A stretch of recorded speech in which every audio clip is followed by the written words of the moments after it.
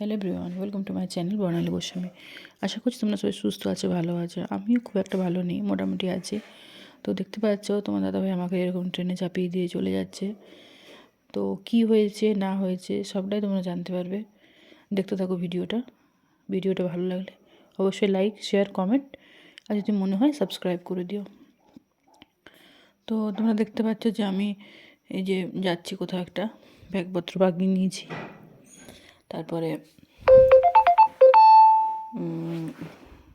জিনিসপত্র বাগানো আছে, মানে গুছিয়ে রেখেছি। এই ব্যাগটার মধ্যে একটু খাবার নিয়েছি, বিস্কুট বাগেরা নিয়েছি একটু। তো এই যে আমার এইরকম সাজানো কোয়ার্টার, এইগুলো ছেড়ে পড়ে যে আমাকে এরকম চলে যেতে হবে সত্যি ভাবতে পারিনি আমি। সমস্ত কিছু আমার হাতে একটা একটা করে সাজানো। রাত 10টা এখন বাজে, ট্রেনের টাইমও হয়ে গেছে, বেরোবার টাইম হয়ে গেছে। আমাকে এবার বেরোতে হবে আমার এই সাজানো শখের কোয়ার্টার ছেড়ে পড়ে।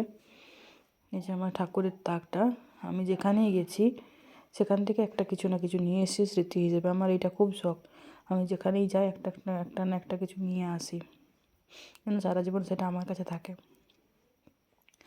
তো এইসব ছেড়ে আজকে আমাকে চলে যেতে হচ্ছে বাধ্য হয়ে। তো যাওয়ার আগে ভাই বোনটার সঙ্গে দেখা করতে এসেছিলাম। ভাই বোনটা আমাকে ছাড়তে যাবে, সি অফ করতে যাবে স্টেশনে। তো চলো দেখতে থাকো তোমরা ভিডিওটা।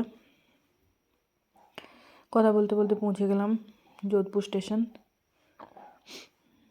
এখান থেকে আমার ট্রেনটা ছাড়বে।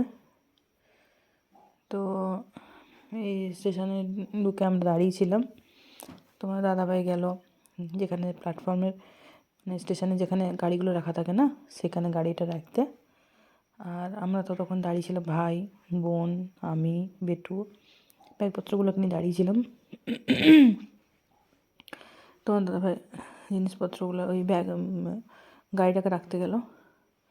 আমি দাঁড়িয়েছিলাম, আমার এত খারাপ লাগছিল সত্যি। এটা আমার কোনোদিনও মানে মাথার ভাবনাতেই আসেনি যে এইরকমভাবে আমাকে চলে আসতে হবে। কোনোদিনও ভাবতে পারিনি আমি একা একা এরকমভাবে চলে আসবো। ভেতরে একটা ভয়ও ছিল, কষ্টও ছিল। দেখা যাক, ঠাকুর ঠাকুর করে চেপে পড়েছিলাম। চলো দেখতে থাকো তোমরা। এই যে বেটু ঘুরে বেড়াচ্ছিলো এখানে ওখানে।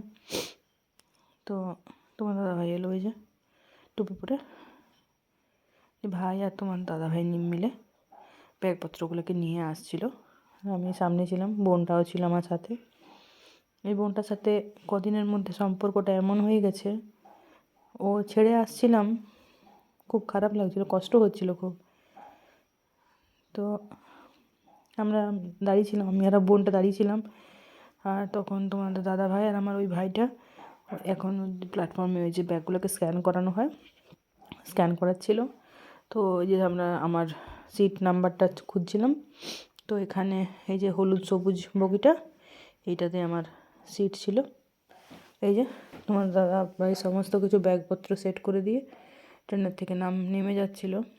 আর মন করছিল না যে ওদেরকে বলি যে না তোমরা যাও, ওরা বারবার বলছে আসছি আসছি, কিন্তু আমি একবারও হ্যাঁ বলতে পারছি না, তো কষ্ট হচ্ছিল।